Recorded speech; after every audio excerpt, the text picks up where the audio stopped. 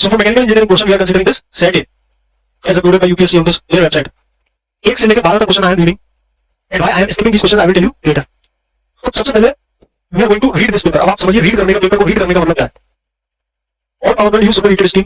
Super heated steam के advantages क्या है? Super heating is mostly done from waste heat, because ये बात है क्योंकि एयर प्रीहीटिंग या इकोनोमाइजर जो भी है वो सब वेस्ट हीट को तो यूटिलाइज करना है. और without additional cost of fuel बिल्कुल प्लांट एफिशिएंसी इंक्रीज करेगी. सुपर हीटिंग की इजीली जाती है. सुपर हीटिंग करने की वजह से टेंपरेचर बढ़ेगा, लेस इरोजन एंड कोरोजन होगा. ये आप ये फिगर आपके दिमाग में आ जानी चाहिए जैसे ये क्वेश्चन आएगा.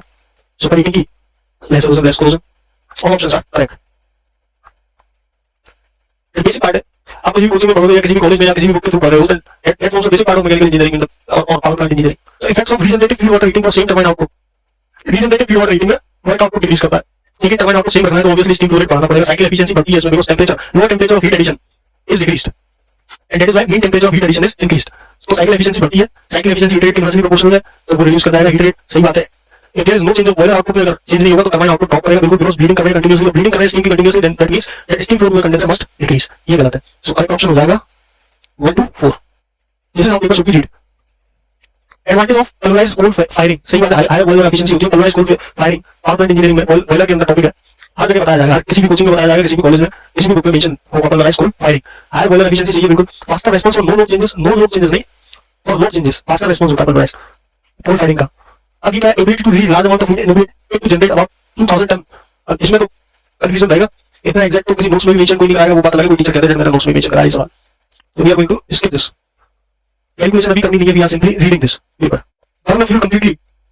फ्यूल बर्न करने के लिए, कंप्लीटली फ्यूल बर्न करने के लिए क्या रिक्वायरमेंट है? इनफ होनी चाहिए कंप्लीट कंबशन के लिए. लो टर्बुलेंस नहीं, हाई टर्बुलेंस. आईसी इंजन में ये वाला बेसिक पार्ट है. आईसी इंजन का हाई टर्बुलेंस होनी चाहिए.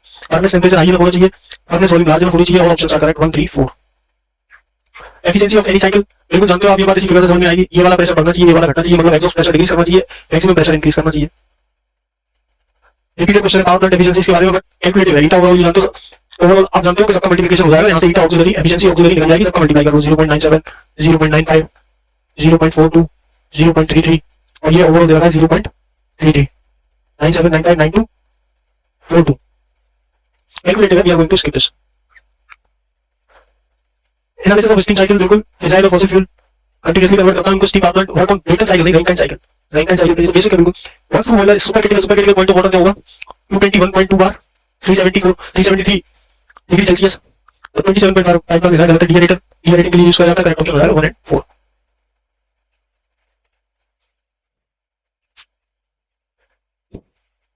हीट ट्रांसफर स्टेज है, बिल्कुल सही बात है. एवरेज कैलोरी वैल्यू पता नहीं पड़ेगी उसकी. पर आईसी इंजीनियर पावर प्लांट में idea calorie value of coal के बारे में बन जाएगा. लोअर ग्रेड कोल की कैलोरी वैल्यू 3000 किलो पर केजी के अराउंड होगी.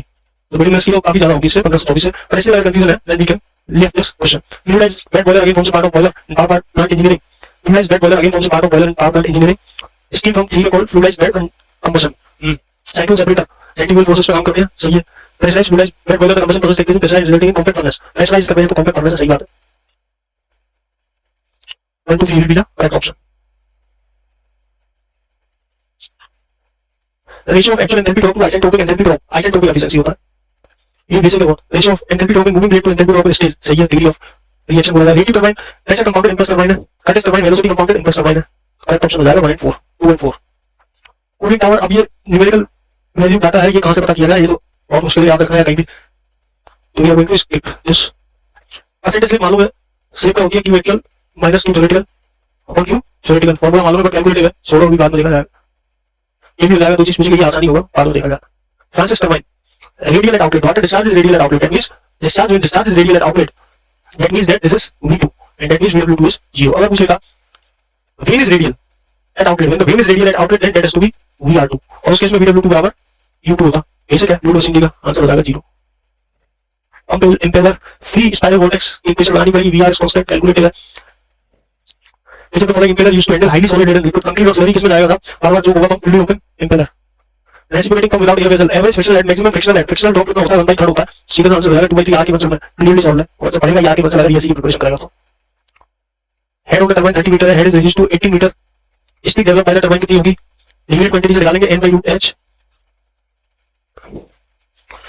n/h is constant. तो निकाल लीजिए. लिमिट है n 1000 अपॉन 30 √30 बराबर x निकालना है √18.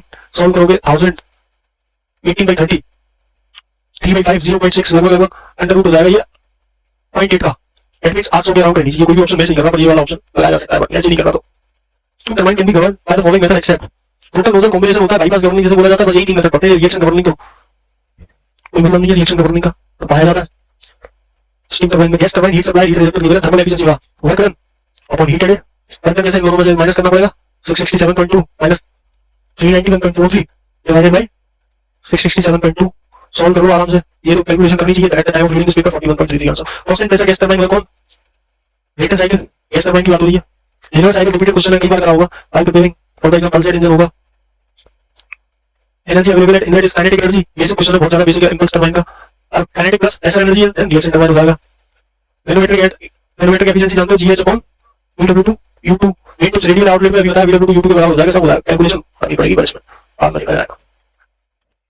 डीजल इंजन ऐसे compression ratio of 20 and cut off 5%। तो भैया फिगर बना लो एक, वो भी बनाने की जरूरत नहीं है, ये आइडिया होगा आपको, अब आइडिया लग जाता है बियरिंग। तो इसमें ये दे रखा है V1 अपॉन V2 जो है वो 20 है और V3 अपॉन V2 जो है वो निकालना है, और गिवन है V3 minus V2 is equal to 0.05 of V1 minus V2। ये सारी चीजें गिवन है, सॉल्व करोगे बहुत आसान है। कैलकुलेशन 1.9 का आंसर आ जाएगा directly. Leading the paper should be solve. Clear capacity of 4 stroke ऐसा इंजन दे clearance volume air compression ratio जानते हो क्या होता है, Vmax। मोस्ट बेसिक चीज है जो आईसी इंजन में पाई जाती है। मैक्सिमम वैल्यू आ जाएगी क्लियरेंस वॉल्यूम इसमें ऐड कर दो 300 और मिनिमम वॉल्यूम में क्लियरेंस वॉल्यूम 25, आंसर आ गया 12। लेकिन मैकेनिकल एफिशिएंसी 60% है। मैकेनिकल एफिशिएंसी क्या होती है, brake power upon indicated power. तो ब्रेक पावर 0.6 है इंडिकेटेड पावर की, फ्रिक्शनल पावर दे दिया। इंडिकेटेड पावर क्या होती है, brake power plus frictional power. तो बस सॉल्व कर लो 0.4 आईपी बराबर 30 आईपी आ गया 75। पेपर रीडिंग छोड़िए माय डियर, फुल लोड पे ये आईसी इंजन में 100 एग्जांपल है मात्र आरपी शर्मा का। हाफ लोड पे बात हुई है 50 किलोवाट हो गया सबसे पहले तो लोड। लेकिन हाँ फ्रिक्शनल लॉसेस होंगे वो सेम रहेंगे, वो फ्रिक्शनल लॉसेस कितने 10 किलोवाट के। तो भाई 10 kilowatt to rotated without load, what is the mechanical efficiency. Mechanical efficiency क्या हो जाएगी 50/60। अगर ये ब्रेक पावर है तो इंडिकेटेड पावर क्या होगी, brake power plus frictional power 50/60। Solve कर लो 6 8 48 लगभग 83 पॉइंट। एक 5/6 क्या होगा 0.8 80 से ऊपर आएगा। थ्योरेटिकल और एक्चुअल सीओपी रिलेटिव पूछिए, रिलेटिव का मतलब ये होगा भाई एक्चुअल अपॉन थ्योरेटिकल बस 3.6 अपॉन 4.7 देख लो। 1 से कम आना चाहिए आंसर, एक ही ऑप्शन है 1 से कम, सब हो जाएगा। पर कैलकुलेटर है ये पता नहीं भाई साहब, रिलेटिव ओजोन डिस्ट्रक्शन ऑफ कोई टीचर नोट्स में लिखवा दे, ये भी तो बात अलग है।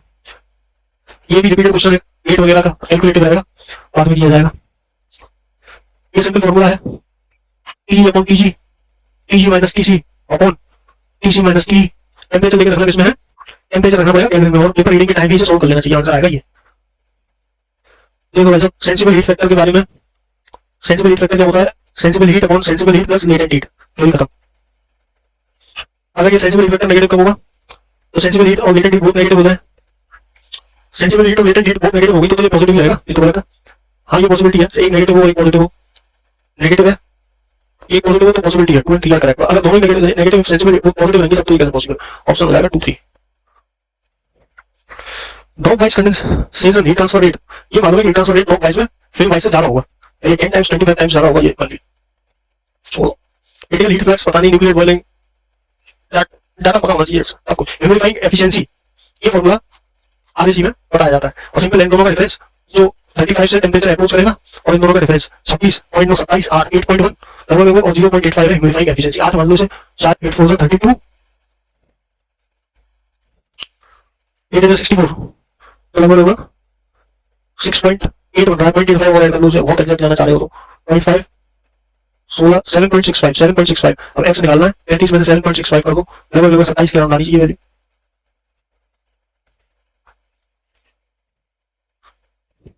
One KG water falls from 82 to 1000 metre, temperature पता करना है।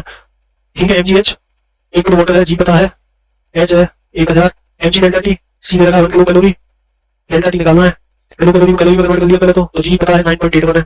अच्छा बात होगी जूल्स में, कैलोरी में रखा है तो जूल में खेला ना, कैलोरी को जूल में कन्वर्ट करने के लिए 4.18 लगभग 9.8 डिवाइडेड बाय 4.18 लगभग 2 के बराबर। कंप्रेशन हुआ 0.3 से 0.15, ऐसा सीन है तो वर्क कितना हो जाएगा pdv 0.15 into 0.105 मल्टीप्लाई करने पर 75 7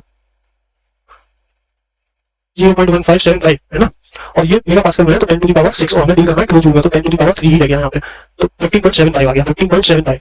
राइट कंप्रेशन में है तो नेगेटिव होगा माइनस 15.75, 40 किलो जूल नेगेटिव है। तो फॉर्मूला सीधे सीधे जानते हो आप, ये तो डेल्टा यू प्लस डब्ल्यू यही होता है, ये दोनों नेगेटिव है, ये डेल्टा ऐड हो जाएगा प्लस हो जाएगा इसमें डेल्टा यू निकालने के लिए, तो नेगेटिव रहेगी 40 15 25 के अराउंड आंसर हो जाएगा ये। Two property rule state of simple compressible flow substance two property rule no independent property. इसमें करनी पड़ेगी कैलकुलेशन, ये सारी वैल्यू रखकर लिखनी पड़ेगी, बाद में लिखा जाएगा।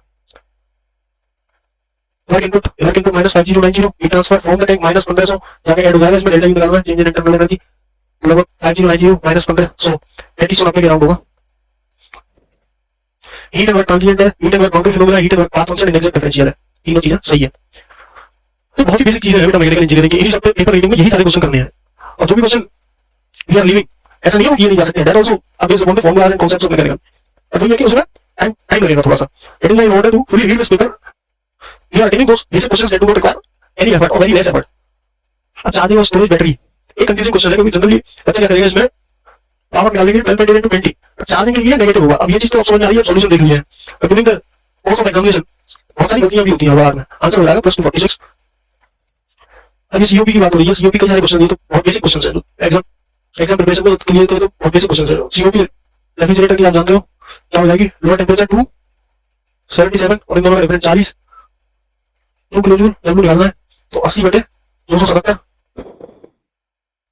एस जनरेशन 0 प्रोसेस रिवर्सिबल, सही बात, ग्रेटर देन 0 रिवर्सिबल होगा, लेस देन 0 इम्पॉसिबल, तीनों बेसिक फंडामेंटल थिंग्स। सिलेंडर के केस में क्रिटिकल रेशियो होता है K/H, K गिवन है, थर्मल कंडक्टिविटी 0.17, H गिवन है 3, बात हो रही है सेंटीमीटर में, 100 का मल्टीप्लाई कर लो, 3 पंजे 15, 5.67 के अराउंड आएगा। ये भी डिपेंड्स इक्वेशन लगेगी, बट कैलकुलेटिव फॉर्मूला आपको मालूम है ऑब्स्ट्रक्शन का, तो टाइम लगेगा, इसमें भी टाइम लगने वाला है, छोड़ दो। ये भी हो जाएगा velocity of water at outlet of nozzle, निकल जाएगी वाटर हैमर। समझ बॉडी अनस्टेबल इक्विलिब्रियम में सेंटर ऑफ बैलेंस बिलो होनी चाहिए, अब होगी तो स्टेबल हो जाएगा। समझ बॉडी की बात है, फ्लोटिंग बॉडी की बात, बर्नौली इक्वेशन ऑब्टेन करी जाती है इंटीग्रेटिंग के Euler's equation in motion P के नाम में सॉल्व्ड है। ये देखो liquid specific gravity of 1.9 kinematic viscosity 6 stroke का मतलब ये डेंसिटी आ गई 1900, बस यही करना है, 19 6 114, लगभग यही आंसर होगा, 114 और 1.14 दो ऑप्शन है कंफ्यूज करने के लिए आंसर। ये भी आपका आर्किमिडीज प्रिंसिपल कैलकुलेटिव, अभी नहीं बाद में देखा जाएगा।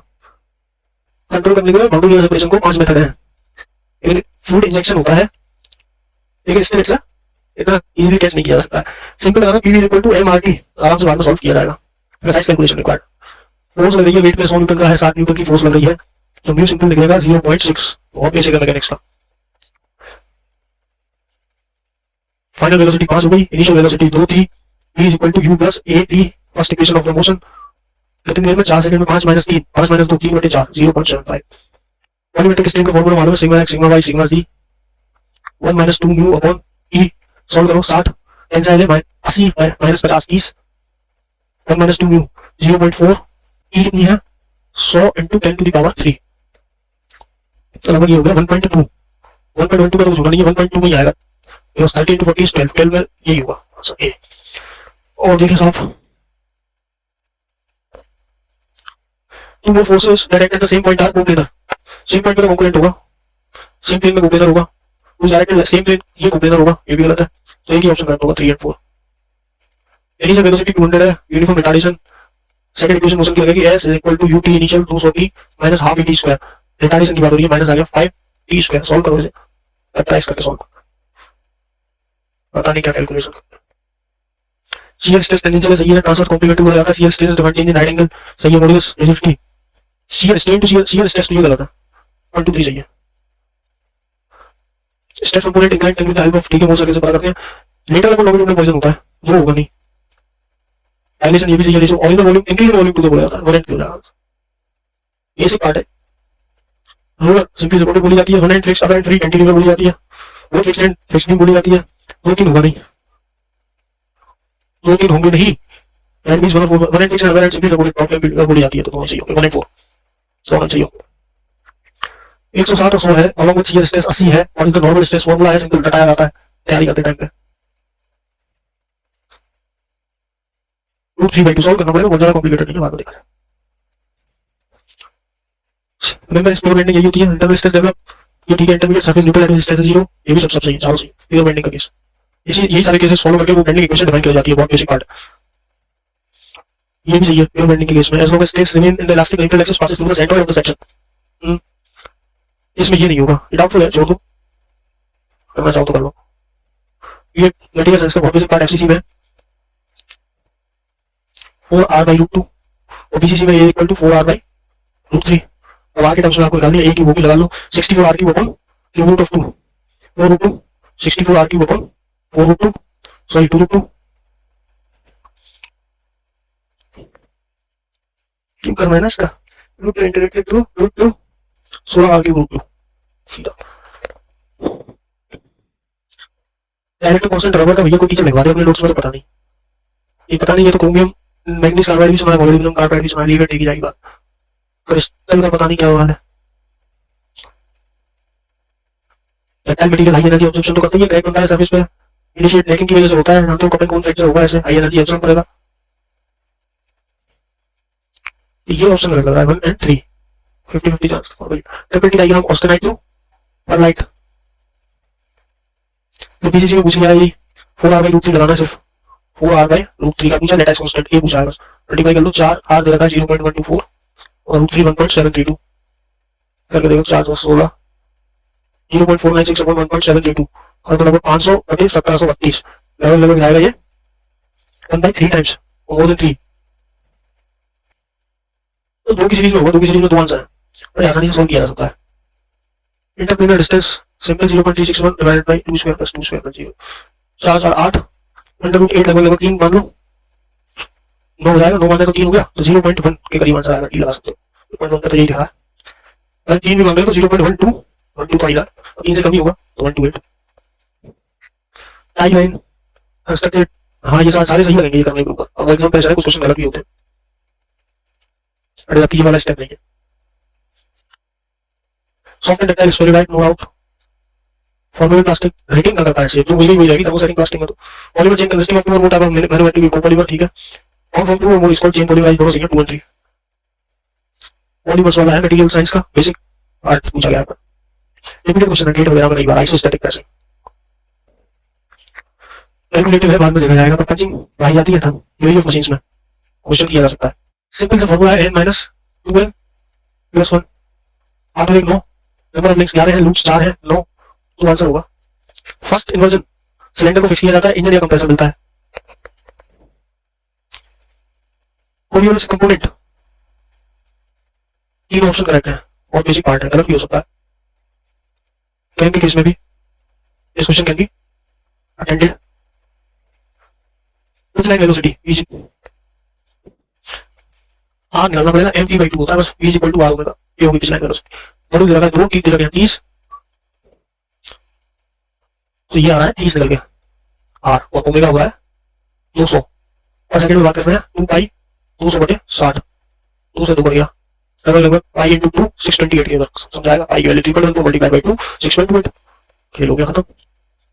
और देखें सब गियर में ratio of number of teeth और gear two of teeth gear ratio होता है, सही बात, बड़ा टी कौन छोटा T. Second passing to tips of teeth addendum roots पे एडेंडम दोनों गलत है, ऑप्शन हो गया 1 और 4। ये भी किया जा सकता है, सिंपल फॉर्मूला कैलकुलेटिव है, बाद में कर लेंगे। साइकिल टाइम 2 सेकंड्स पर रिवॉल्यूशन है, स्पीड निकालनी है, उल्टा कर दो। स्पीड निकालने के लिए रिवॉल्यूशन पर मिनट ही तो होगा, 1 सेकंड में 1/60 60/2 revolution per minute 30 revolution per minute. Mass balancing का है 60%, कई बार किया होगा, टाइम लगेगा, बात कर लो। ये बहुत बताया जाता है leaf springs. Shear stress theory में टेंशन के कंपैरिजन में हाफ हो जाता है, half the yield strength, tension basic है बहुत ज्यादा। क्रैक मशीन डिजाइन में बात हो है लाइक डियर ऑफ सच और irregularities affecting material like blow holes. आप उसके लिए कास्टिंग में इसके लिए जा सकती है, तीनों ऑप्शन करेक्ट है, पर we are not sure then leave भी किया जा सकता है। Yield strength of bolt material is 300 megapascal, factor safety maximum principal stress maximum factor safety में डिवाइड कर दो 2.5 का सिर्फ 25 120 मेटल मटेरियल के लिए maximum principal stress, ductile material के लिए शियर स्ट्रेस, डक्टाइल मटेरियल के लिए प्रिंसिपल स्ट्रेस होगी। और ये बहुत कम पाई जाती है मैकेनिकल इंजीनियरिंग में, I think so chance can be देखें। इक्विवेलेंट डायमीटर कैलकुलेट करके जाएगा। अब ये डाटा कहां से लेके आए बाद में देखा जाएगा। लुब्रिकेशन के लिए product bearing corrosion heat absorb करना चाहिए, हीट को लेकर भी आना चाहिए, तीन ऑप्शन करेक्ट।